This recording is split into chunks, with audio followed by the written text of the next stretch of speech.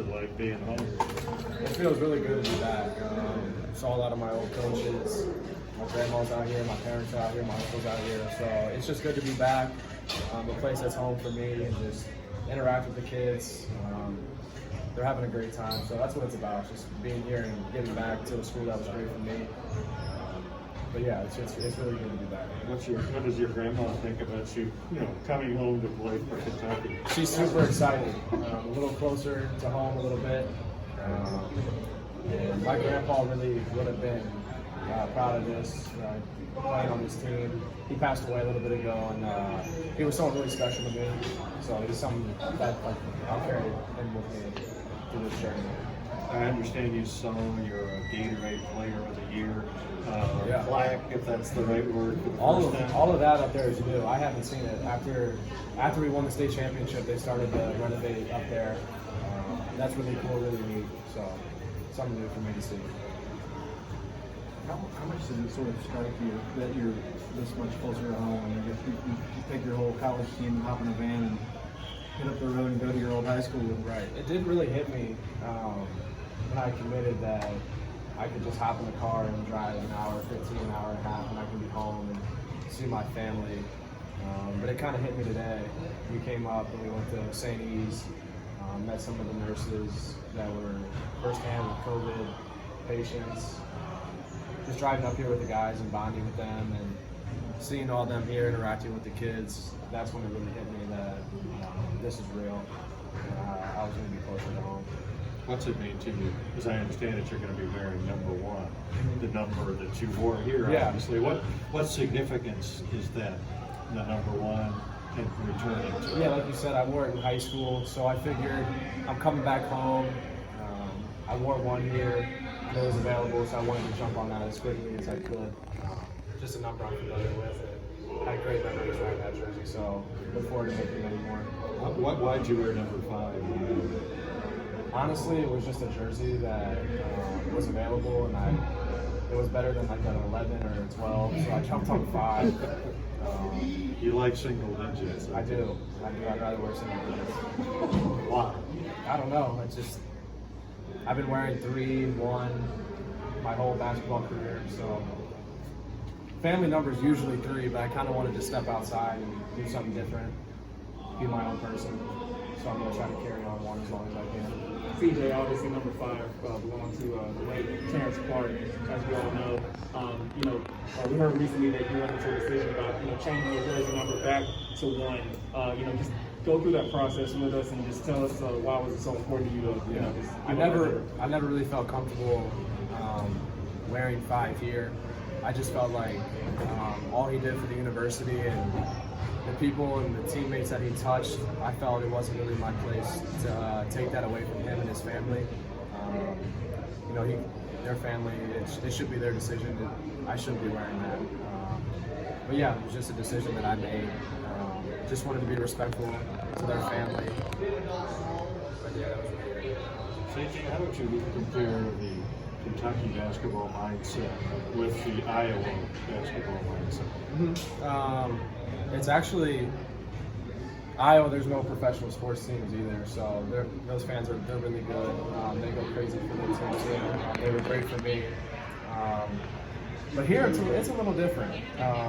BBN, these fans, they're the best in the country. There's no doubt about it. They're great people, great fans. I'm really excited to play in front of them in Rupp this year. They have a great fan base. Everybody knows that. But it's definitely being back here, being a Kentucky player. It's different for sure. It's a little ramped up. What makes the difference there? You can just feel the excitement. I know a lot of people in this area, and I was home a little bit a couple weeks ago. Just everybody, whenever you're in Lexington, just come over for dinner. Just being really nice and cordial, but yeah, I'm really excited to play in front of them. What's going to be like playing in Rupp Arena? What are you looking forward to? What's going to be the most exciting thing for you? Honestly, just being in front of the fans, being around the area, kinda. I used to watch a lot of Kentucky games. That place was crazy. And playing in a COVID season last year where we played in front of no fans, I didn't really like that. Not a lot of guys like playing in front of no fans. So I'm just excited to play in front of fans again, especially fans like that, that's what I'm looking forward to. As a shooter, especially, like there's like the great phenomenon of like the guys getting a little bit hot and the next one's in the air, and you hear the crowd like anticipate it, and then boom, you know, when you drop. I mean, for sure. What does it take away from players takes when a lot. that's gone? When it's not there? I'm kind of a player that thrives off some enthusiasm and some electricity in the arena. You know, I'm just a competitor and I kind of feed off that. I get really into the game, and when there's fans that just amps it up, and it's a lot of fun. How good of a shooter are you? I would like to consider myself a very good shooter. It's something I've been working on since I was a kid. Still room to get a lot better, especially with the way the game's expanded. We got to be able to shoot a little deeper from the floor, so I'm still working, trying to become the best shooter I can. How young were you when you first started, Playing. and working on shooting? Yeah, so I was, I think, 2 or 3, and I used to have these drawers that you could slide in and out. And my mom said I would roll some socks up and just shoot into the drawers. So that's kind of when it started. And then my family has a really rich tradition of basketball. My aunt played at Xavier. My uncle played at Notre Dame. My dad played at a school called Rollins in Florida. So basketball has just been in my family, and my Uncle Joe and my dad have taught me a lot about the game. So it really started with my family at a young age. What all factored into the decision to come to Kentucky? Was it just to be close to the family, or what all went into that decision? I just felt like it was the best opportunity for me to be the best player, the best teammate, just better myself. And ultimately, this was the place I thought that would be the best fit for me. Have there been any budding shooting competitions with you and Dante yet? No, not yet. We're still all kind of getting to know each other and getting settled in. I've heard you described as super competitive. What's that a product of? I would say my family. When I was young, we'd have family parties, and my uncle had a full court hoop in the back. So it was every man for themselves out there on my court. A lot of talking, and I was always playing with my older cousins. So I think I got it from them. What sort of talking was going on? I don't want to get into it, but I think Is it family permissible? You know what I mean? just a little bit of some trash talk. Nothing my grandma would want to hear. CJ, have you been working on trying to expand your three-point game a few feet behind the line too, especially since that's where the game's kind of trending? Right. Yeah, like I said earlier, just trying to expand my range a little bit more. Trying to shoot a little bit from the NBA line and either more.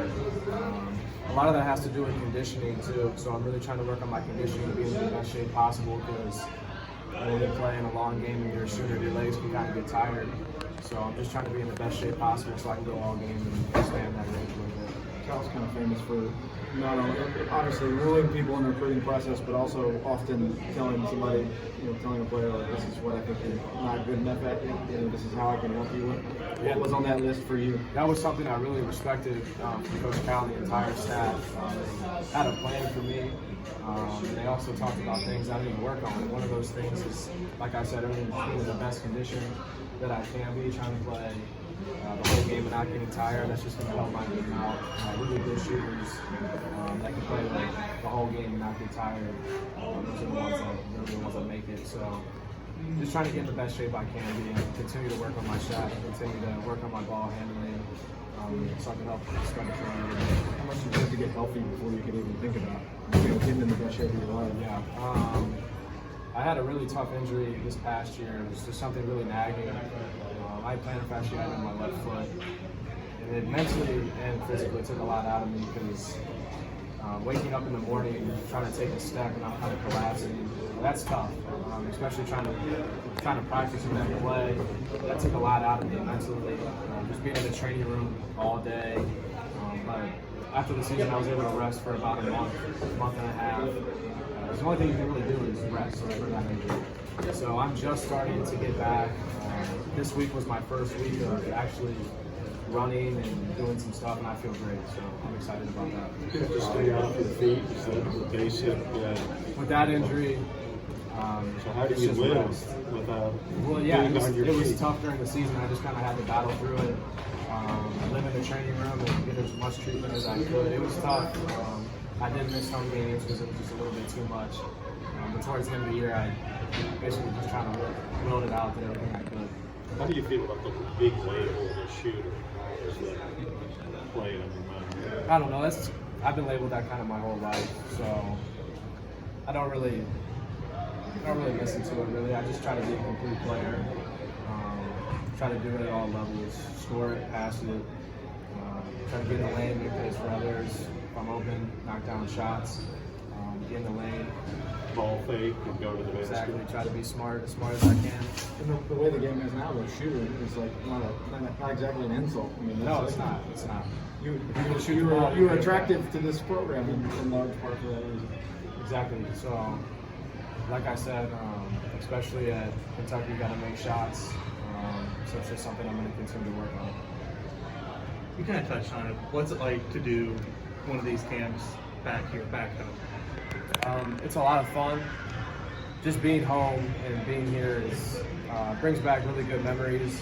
Seeing some of the kids that actually I worked with at camp in Cuff Cap, it's really cool seeing them. And I'm just trying to do whatever I can to help these kids. Just be the best player they can be. But to answer your question, it's a lot of fun to be back. It's special seeing my family here, seeing all my old coaches here. So now that I'm a lot closer, hopefully I can get back a little bit more. Steve, making dinner at your parents' house now? I don't know. These guys are tired. We've been on the go all week. We're just going to head back. Just rest up a little bit. It's been a lot. It's fun though. What has that move-in process been like, and kind of just returning to normalcy after a year of the exact opposite? It was fairly easy, actually. We had a lot of help moving in, and I was really appreciative of that. Moving went really well. Meeting the guys has been going well. It's still early, so we're still building that connection. But I'm really excited to be here and just continue to create a relationship with the guys and get ready to roll this summer. Who's the better shooter, you or Uncle Joe? I'm gonna have to say myself as a competitor. I'm gonna have to do that. I can't say that someone's a better shooter than me. And I'm sure if you ask him, he'll say he's the better shooter. So I'm gonna have to say myself.